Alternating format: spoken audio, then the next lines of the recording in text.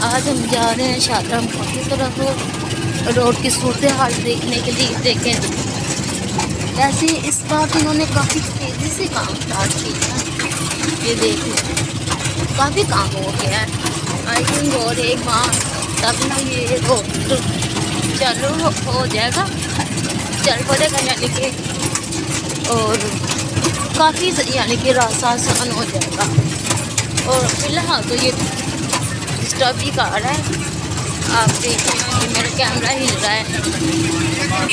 یہ دیکھیں، یہ دیکھیں، یہ دیکھیں. انہوں نے لکھا بھی ہوا ہے ہر جگہ پہ کہ شادرہ موڑ سے مین روڈ ہے، مین روڈ ہے، دوسرا راستہ اختیار کریں، لیکن پھر بھی لوگ اسی طرف سے آ رہے ہیں.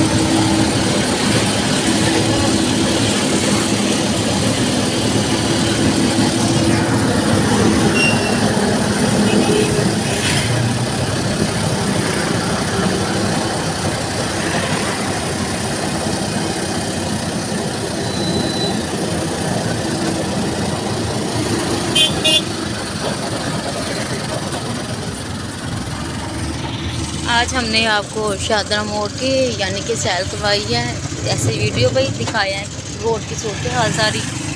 یہ دیکھیں.